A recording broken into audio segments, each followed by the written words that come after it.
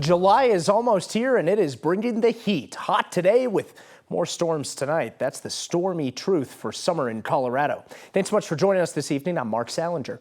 We felt the heat across Denver today and it is here to stay. The clouds helped just a little, but it's shaping up to be another sunny, dry and warm week ahead going into this 4th of July. These dry conditions are making it harder for crews to battle the Oak Ridge fire in Pueblo County. Tonight, still 0% containment so far.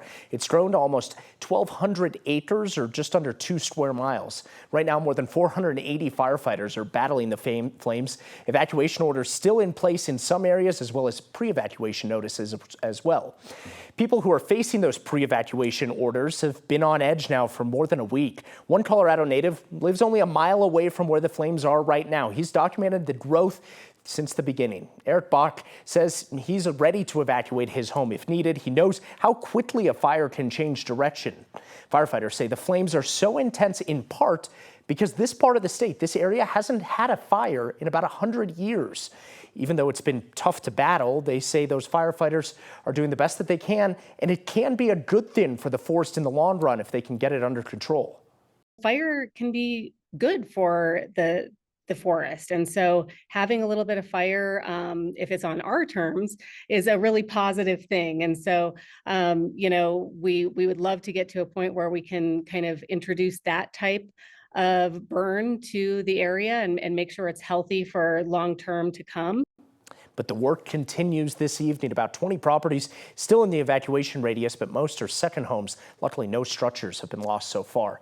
Lauren Robinson joining us this evening for the weather. And Lauren, it's only going to get warmer for these crews battling those fires. Yeah, that's exactly right. That's not exactly helpful for battling those fires, but we will have some scattered showers here and there. Hopefully that's able to help a little bit. As we take a look at our HD Doppler radar, you can see this monsoonal moisture moving its way in from the southwest. That's been bringing us several days of scattered showers and storms across the western slope and into the high country. Most of this system, by the time it moves its way into the Front Range and Eastern Plains, becomes very isolated.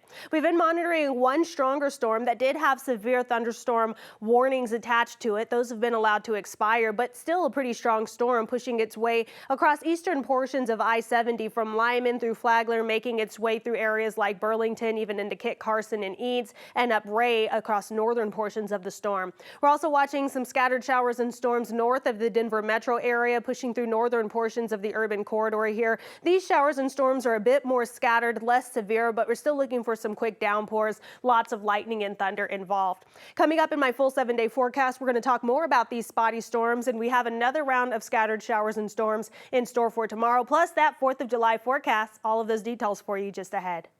Lauren, thank you. A driver of a big RV is lucky to be alive after they veered off the road and crashed into a river. Happened in the Big Thompson Canyon outside of Loveland. Now News reporter Rachel Krause spoke with first responders about the crash and the steps they needed to take to get that big RV out of the river. This is a new one for me.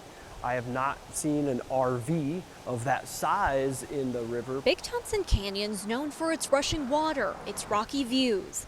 But this weekend, a new sight suddenly appeared in the river, an RV. We were dispatched initially to a swiftwater rescue in the canyon. Kevin Hessler, Battalion Chief with Loveland Fire Rescue Authority, says there was a man inside at the time. He was driving on Highway 34 when the RV headed down the 75-foot embankment. I feel like it pretty much probably just kind of drove down there by the looks of it, because really the damage to the RV was pretty much on the underside of the RV. The driver was able to get out and onto the riverbank safely. He wasn't hurt, but crews still needed to figure out how to get the RV back on dry land. When first seeing it, I was surprised that it was a pretty good distance down there.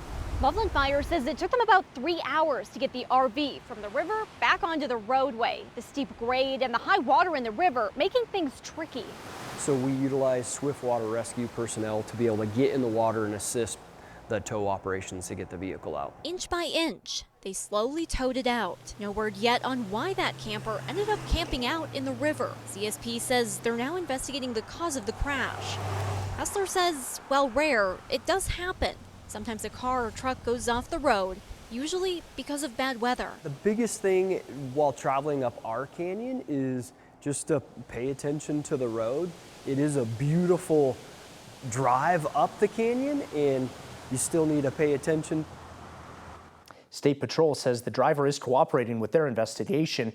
They're still working to determine if that driver could be cited or charged following the crash. It has been a dangerous start to the summer for people on the water. We had yet another water rescue today. This time it was South Metro firefighters and Littleton police racing to Reynolds Landing today. Happened around 2 o'clock near Santa Fe Drive in Denver. South Metro Fire says someone fell out of their inner tube and got stuck in the middle of the river. Thankfully, they were able to get them out of the water and to shore quickly. Out in western Colorado, we're learning more about a deadly rafting accident there. The man who died while rafting on the Green River in Dinosaur National Monument right near the Utah border was a firefighter. Michael Harp was a member of the Salt Lake City Fire Department.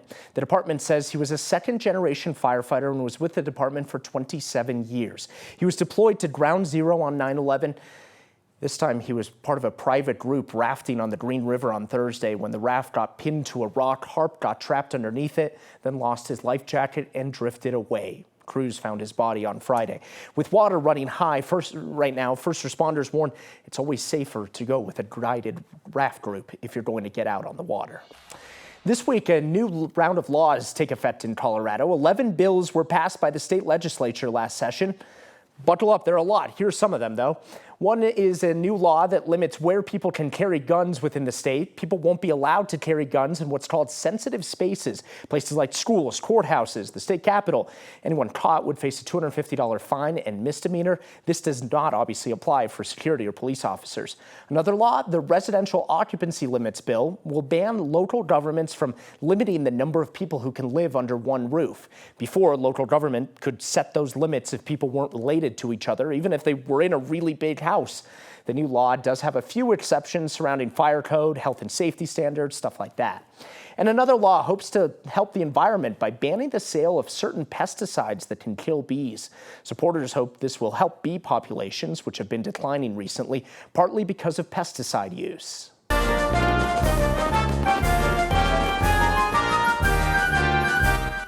Happy almost 4th of July. The city of Denver knows you're going to celebrate, but they say just don't do it with fireworks, please.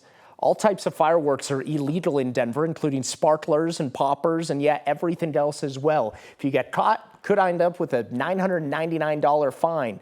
Denver Fire sees plenty of fireworks go sideways every year. We continually run those injuries, whether it be fingers, hands, arms, facial injuries. It's a very common thing. So for somebody to say it's never them, understood. We've all wanted to play. We've all been in that situation where we wanted to play with fireworks. It's always never you until the time that it becomes your time. Yeah, it won't happen to you until it does. Now, you can't control, obviously, what your neighbors are doing, so Denver firefighters going as far as to suggest keeping your water lawn this week, your lawn watered this week, and your hoses handy just in case your neighbor sets off some sort of firework that hits your house. Should also use the non-emergency line to report any firework complaints, not 911. Police are going to be very busy. Never a bad idea to just let the professionals do it, right? Several places in our area holding fireworks shows if you want to see them for the 4th. Places like Arvada, Aurora, Broomfield, Castle Rock, Englewood, Louisville, and Westminster, they're all having fireworks shows, as well as the Rockies game over at Coors Field, of course.